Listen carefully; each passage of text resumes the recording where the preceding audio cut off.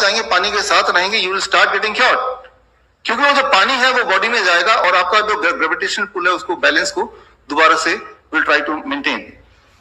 तो एक इंपॉर्टेंट बात, आज का जो एक मूल मंत्र है, एक सिंपल सी बात, ये बार बार आपको याद दिलाना पड़ेगा अपने आप को during the whole speech, 10 minute 15 minute का और। तो उसमें सबसे इंपॉर्टेंट बात कि मान लीजिए इमारत है, इसकी फाउंडेशन अगर ठीक नहीं है, फिर चाहे इमारत आप कितनी भी स्ट्रांग बनाएं, खिड़कियां दरवाजे लोहे वगैरह लगा के, क्या ये इमारत सेफ रह सकती है? राइट? तो आप अगर बोलने देखो भाई ये तो लोहे का बना दिया, ये गोल्ड का बना दिया, ये ईंट जो है ये बहुत ही बढ़िया क्वालिटी का है, लेकिन फाउंडेशन ठीक नहीं है। फाउंडेशन अगर ठीक ना हो फिर इमारत चाहे कितनी भी स्ट्रांग मजबूत, कितने भी बड़ा इंजीनियर उसको नहीं क्यों ना बनाए, कितने भी बड़े इंजीनियर्स के आर्किटेक्ट के उसके केयर में हो, क्या वो इमारत टिक सकती है? नहीं टिक सकती, क्योंकि फाउंडेशन ठीक नहीं है। The most important is the foundation, और सारी प्रॉब्लम फाउंडेशन की है इस मेडिकल साइंस में, सो कॉल्ड मेडिकल साइंस में या मेडिकल इंडस्ट्री में। फाउंडेशन क्या है? एक छोटी सी बात बताता हूं। Heart is a very important organ, मैंने आपको बताया, राइट? लेकिन अब बात ये करते हैं कि हार्ट जो है वो करता क्या है। अगर किसी से भी पूछेंगे what is the function of heart, बोलेगा हार्ट का function to pump the blood, to circulate the blood. Is it so? क्या हार्ट ब्लड को सर्कुलेट करता है? एक दिन में 8000 लीटर ब्लड सर्कुलेट करना, 1 लाख किलोमीटर का ब्लड वेसल जो हमारे बॉडी में वहां तक पहुंचाना, क्या ये हार्ट कर सकता है? क्या इसका कोई सबूत है? देखिए एक बात है, एक स्टेटमेंट को हजारों लोग हजारों दिनों तक हजारों बार बोलेंगे तो वो स्टेटमेंट सच दिख सकता है, बट सच नहीं बन जाएगा ना। बट एक स्टेटमेंट को एक इंसान बोले लेकिन सबूत के साथ, तो वही सच माना जाएगा ना। तो बचपन से अभी तक आपने जो भी चीज सुना वो एक बात है, लेकिन कुछ सबूत, राइट? अपने दिमाग को खोल के सबूत क्या कहता है? This is the heart of the pig, right? ये इंसानी हार्ट के बिल्कुल करीब है। इंसान का हार्ट ऐसे ही कुछ होता है जो आप देख रहे हैं, राइट? और इसके अंदर, इस हार्ट के अंदर ये आप देख रहे हैं, ये एओर्टा है और ये आप देख रहे हैं दिस इज ये पल्मोनरी आर्टरीज हैं जो आगे लंग को कनेक्ट होती है, राइट? तो ये हार्ट है और इसके अंदर अगर आप कुछ ना कुछ ऐसे वॉल्स हैं जो इतने नाजुक हैं कि अगर मैं उंगली जोर से फंसाऊंगा तो वो उसमें छेद कर देगा, right? So this is 300 grams.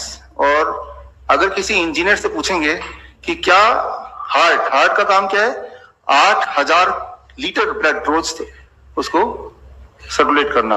Heart का काम क्या है? हार्ट एक दिन में इतना काम करता है, उतना काम अगर हम इक्विवेलेंट करें 100 केजी का वेट 1 किलोमीटर ऊपर उठा देने में जितनी ताकत लगती है उतना काम इसका रोज का होता है। 1 लाख किलोमीटर तक ब्लड सर्कुलेट कर सकता है। तो ये तो मैजिकल हुआ, जादू ही हुआ।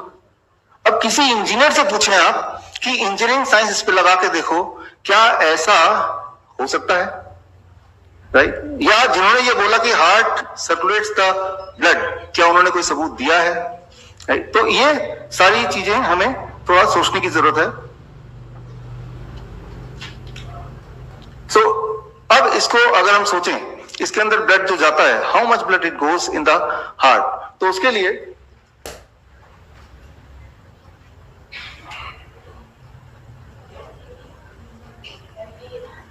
ये करीब 50 ml, 50 ml, राइट?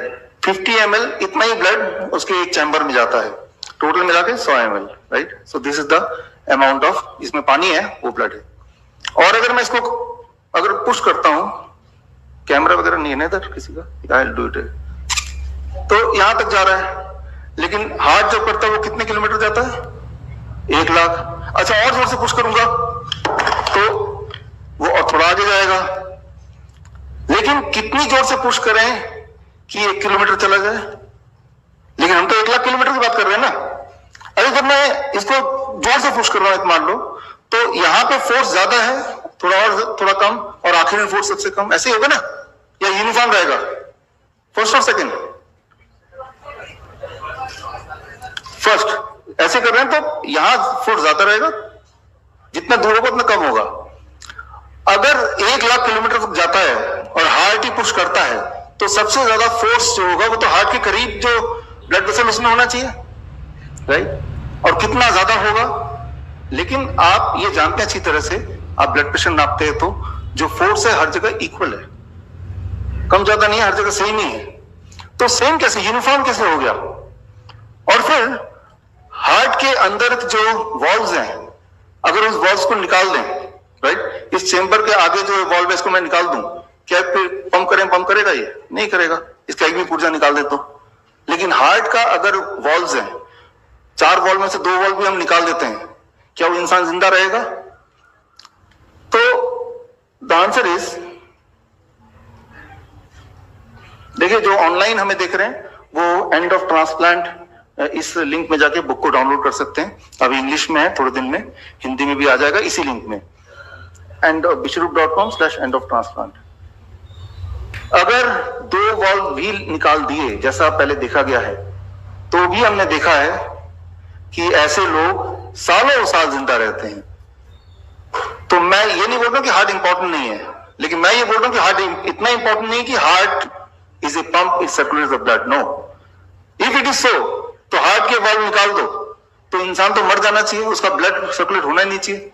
जबकि इतिहास में देखा गया है, कई बार देखा गया है, जब इंसान के वॉल्व्स खराब हो जाते हैं तो कई बार सर्जरिकली उसको हटा देते हैं, और हटाने के बाद भी वो जिंदा रहता है, लंबे समय तक जिंदा रहता है, राइट। तो दिक्कत होती है क्योंकि हार्ट अपने आप में कुछ ना कुछ कंट्रीब्यूट करता है, लेकिन जिंदा रहता है। जिंदा रहने का मतलब ये कि heart itself is not circulating, और भी फोर्सेस काम कर रहे होंगे, कोई ना कोई और ताकत भी तो काम कर रही होगी। तो वो ताकत कौन सी है? अच्छा, हम ये क्यों सीख रहे हैं? मैं ये बोलना चाह रहा हूं कि अगर हमारा फाउंडेशन ठीक नहीं है तो बिल्डिंग आप कितनी भी स्ट्रांग बनाएं, वो बिल्डिंग को गिरना ही है। सवाल यह है कि हम लोग ठीक क्यों नहीं होते? एक बार कोई बीमार पड़ता है, जिसको डायबिटीज एक बार है, एक बार हाइपरटेंशन है, एक बार किडनी पेशेंट बन गया, एक बार कैंसर हो गया, जो भी अर्थराइटिस हो गया, ऐसा कितनी बार सुना आपने कि वो पूरी तरह ठीक हो गया?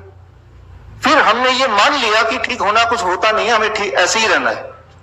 वो इसलिए नहीं कि ये बीमारी ऐसी है कि वो ठीक नहीं हो सकती, वो इसलिए क्योंकि हमारी जो understanding of the human body, उसका जो फाउंडेशन है वो ठीक नहीं है। जैसे मैंने बताया, इस इमारत की फाउंडेशन ठीक नहीं होगी, नींव ठीक नहीं होगी, तो ये इमारत पे कितनी मेहनत कर लो आप, इसको आप इससे मिलता जुलता थेरेपी और साथ में पंचकर्मा थेरेपी और मड थेरेपी, ये सारा कुछ हम अपने हॉस्पिटल में करते हैं, और जो हॉस्पिटल नहीं आ सकते उनको हम बताते भी हैं।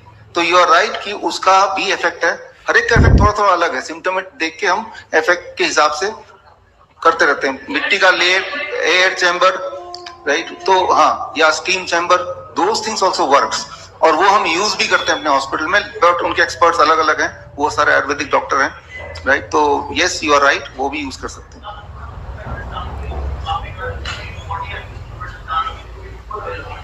देखिए, ऐसा है ना कि आप इसको समझिए कि एज लॉन्ग एज अपनी पूरी बॉडी पानी के अंदर है, जैसे मैं बैठा हूं, ऐसे ये चेयर में बैठा हूं, तो मैं एक ऐसा टब भी ले सकता हूं जो ड्रम हो, और मैं उसके अंदर बैठ गया और पानी यहां तक है, तब भी काम करेगा। लेकिन यहां ज्यादातर हमने जो दिखाया है ना, हमने ये पोस्चर दिखाया है, क्योंकि मुझे लगता है इस पोस्चर में आप लंबे समय तक बैठ सकते हैं। अगर टांगे मुड़ गई तो बैक, हाँ, अगर वो पानी के बाहर है मुड़ने के बाद तो कम असर होगा। Every part of the body till here should be inside the water. आप कैसे भी बैठ जाओ, पलटी मार के बैठ जाओ, लेकिन पानी के अंदर होगा तो असर ज्यादा होगा, और नहीं होगा तो असर होगा कम होगा। सर, आपने कहा पानी में बैठने से होता है, जो लोग स्टीम बाथ लेते हैं क्या वो भी फायदेमंद होता है? स्टीम बाथ भी फायदेमंद होता है। दोनों में फर्क क्या है कि स्टीम बाथ में, जैसे इसको मैंने 2 घंटा बोला, या फिर वो 8 घंटा, और 8 घंटा फिजिबल नहीं है, इसलिए हम स्टीम बाथ बोलते नहीं है। लेकिन स्टीम बाथ अगर आप नेचुरली रोज लें, जैसे फिनलैंड है, ऐसे देश है जहां स्टीम बाथ एक कल्चर का पार्ट है रोज करना, तो वहां पे किडनी की प्रॉब्लम कम है, राइट। तो steam bath is very good, लेकिन थेरेपी वाइज ये इफेक्टिव है 4 time more than the steam bath.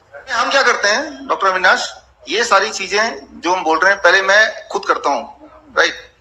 Even though you are healthy, आप सब लोग एक बार जब मैं खुद बैठ के देखेंगे तो आप देखेंगे कि आधे घंटे ज्यादा बैठना बड़ा मुश्किल हो जाएगा। Even if you are healthy, धीरे धीरे आपकी कैपेसिटी बढ़ती है। तो पहले तो हम खुद ही करके देखेंगे तो हमें आइडिया हो जाएगा how you feeling. From there you we can go closer and then हम रिक्वेस्ट करते हैं अपने जो सर्कल में पेशेंट्स हैं, जो हमारे ऊपर फेथ करते हैं या जो एक्सपेरिमेंटल हैं दिमाग में, तो इस तरह थोड़ा थोड़ा आगे करके बढ़ते हैं, बट इट शुड वर्क।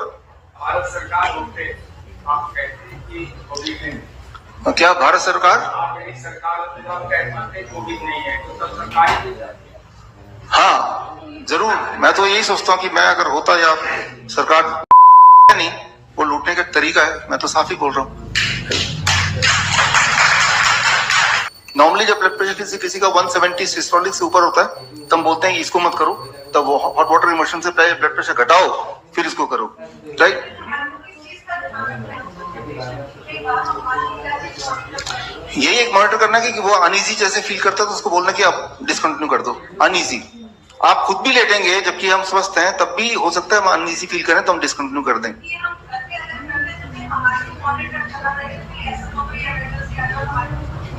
देखिए उतना खतरनाक चीज नहीं है ये बात, लेकिन फिर भी हमने ग्रैड ऐप एक हमने बनाया है, उसके माध्यम से जो लोग घर पे हैं उनको हमारी टीम मॉनिटर करती है। पहली बात तो हम ये बोलते हैं कि थोड़ा कॉन्फिडेंस रखिए, ये it is very safe, right? Because हमारा गोल ही है कि आप अपने आप ही ठीक हो, ना कि हमारे किसी भी तरह के असिस्टेंस से। लेकिन असिस्टेंस के लिए हमने ग्रैड ऐप बनाया है, उसमें पेशेंट्स उस ऐप में डालते हैं ताकि वो जब चाहे वो हमें कांटेक्ट कर पाए और हम जब चाहें हम उनकी स्थिति जान पाए। डायलिसिस से कोई भी चीज कंट्रोल नहीं होती, सिर्फ एक ही चीज होता है कि पेशेंट और डिटोरेटरी होता है। That is the only thing which dialysis does. ये this is the only treatment which you should give to him. Fluid देखिए, तो डाइट चेंज करना पड़ेगा ताकि इस तरह के फ्लूइड डिपॉजिट ना हो। The diet which we recommend, DIP diet plus head down tilt is safe, hot water immersion is safe. वो तो ऐसा बताया गया इसलिए लेते हैं, बट ही शुड टेक, जितना प्यास है उतना लेना चाहिए पानी। ठीक है सर, थैंक यू। एक क्वेश्चन आप जिन्होंने क्वेश्चन एक भी नहीं पूछा, थ्राइस अ वीक। लेकिन आधे घंटे में डिस्कम्फर्ट होने लगता है। डिसकंटिन्यू आधे घंटे में डिसकंटिन्यू किया, दिन में 4 बार किया आधे घंटे, अच्छा 2 घंटा हो गया। 2 घंटे उसमें लगता है कि ऊपर आएगा, ऐसे ही लगेगा और सभी को लगेगा। एक तो खाली पेट कीजिए, ओके हाँ तो नहीं लगेगा। दूसरा, जैसे डॉक्टर नमिता कराती हैं कि जब आप मान लो जो लोग 6 बजे उठते हैं तो 4 बजे ही उनके बेड को किसी ने टिल्ट कर दिया ताकि वो सोने वाला टाइम भी यूटिलाइज हो जाए, नहीं तो यूं ही पड़े रहना भी कई लोगों को बोरिंग लगता है। इस तरह से यू कैन मॉडिफाई। एक बेड को तो कन्वर्ट ही कर दिया है। हाँ तो बस 4 बजे उठ के उस बेड में शिफ्ट हो गए 2 घंटे के लिए, या तब तक के लिए जब तक you are feeling comfortable. Okay yes, तो मतलब अभी टब भी ले लिया है, अभी उसको कल कमीशन करना है। Yes do it. आपको जो दिक्कत आए वो आप बोल रहे थे इलेक्ट्रिसिटी वगैरह, तो हमारे संयम जी हैं यहाँ पे, संयम जी यहाँ पे हैं हमारे इंजीनियर, इनसे आप पूछ सकते हैं। जी जी जी, मैं थोड़ा, ठीक है ना? हाँ आप इनसे कोऑर्डिनेट कर लीजिए ताकि आप ठीक से कर पाए वो। Thank you. ऐसे कीमोथेरेपी चल रहा है, क्या ये नेचर क्योर उसको क्योर कर सकती है, रिवर्स? देखिए हमारे हॉस्पिटल में, हिम्स हॉस्पिटल में आएंगे, हमारे बहुत सारे कैंसर पेशेंट्स हैं जिनको हम hot water immersion and diet दे रहे हैं एंड दे आर वेल। तो ये घर पे भी आप कर सकते हैं। तो यस, कीमोथेरेपी छोड़ के ये कर सकते हैं या करना चाहिए। आप पढ़िए पॉस्चुरल मेडिसिन, ठंडा पानी, बहुत ठंडा पानी, नॉर्मल पानी तो ठीक है, लेकिन जब ठंडा होता है ना, normal temperature come, it can shut the kidney को स्विच ऑफ भी कर सकता है इमीडिएटली ठंडे पानी से, जितने आपको कंफर्ट नहीं है। नॉर्मल पानी की बात नहीं कर रहा। तो गर्म पानी स्विच ऑन द किडनी, ठंडा पानी स्विच ऑफ द किडनी, इतना ध्यान रखिए। हमारे बहुत सारे पेशेंट हैं, हमने आज जो यहाँ बताया हीट शॉक प्रोटीन, वो क्या करता है? ब्रेन डिसऑर्डर जैसे डिप्रेशन है या जैसे पार्किंसन है, अल्जाइमर है, उनमें बड़ा इफेक्टिवली काम करता है। बल्कि यही अभी प्रेस कॉन्फ्रेंस से पहले ही आप मिले थे हम में से कोई जो पार्किंसन पे आप ही काम कर रहे हैं ना, हाँ गोरखपुर में आप हैं, तो पार्किंसन अभी ठीक है, इन्होंने हॉट वाटर इमर्शन में बैठ के ठीक होता है, नॉर्मल हो गया दोबारा हॉट वाटर इमर्शन से। तो ये काम करता है। मेरे पेशेंट की हिस्ट्री में बहुत थोड़े से पेशेंट हैं, 2-4 गिन के, जिनकी ये दिक्कत होती, कुछ भी कर लो ब्लड शुगर नॉर्मल नहीं आता। जैसे आप बता रहे थे, डाइट ले लिया, हर तरह की चीज ले लिया, उनमें से साथ में यहीं पे सर हैं, अभी थोड़ी देर बाद ये बताएंगे।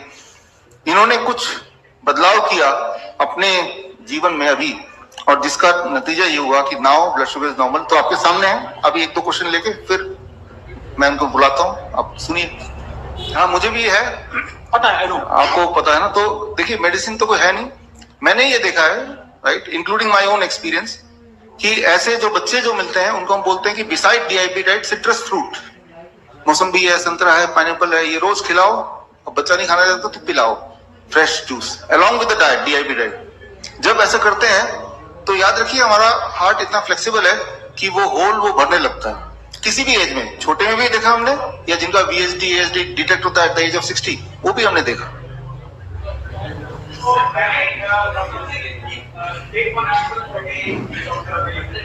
मेरे हिसाब से आपके हिसाब से आपका एक प्रिंसिपल है कि एक साइट्रस फ्रूट जूस और बीटरूट ये दोनों मिलकर के बहुत सारा काम। हाँ, वो तो है। जो सिट्रस फ्रूट जूस है, सिट्रस फ्रूट हमने देखा, जो कोविड बोल रहे हैं आप, जिनको फ्लू में हमने देखा कि सिट्रस फ्रूट कितना जबरदस्त तरीके से काम करता है राइट। और बीटरूट जो है ब्लड की तरह ही दिखता है, वो भी कितना अच्छा काम करता है राइट। तो definitely these are wonderful food, wonderful fruits, जिसको उतना ध्यान नहीं दिया गया, उसको उतना रिकमेंड नहीं किया गया। Apple a day keeps the doctor away, एक स्टेटमेंट दे दिया, ध्यान है कि बस एक ही खाना है, इससे ज्यादा नहीं खाना। हाँ, ये भी लोग सोचते हैं फिर, और फिर वो फ्री हो जाता है, मैंने एक एप्पल खा लिया, अब मैं कुछ भी खा सकता हूँ right. So that is a wrong statement. Doctor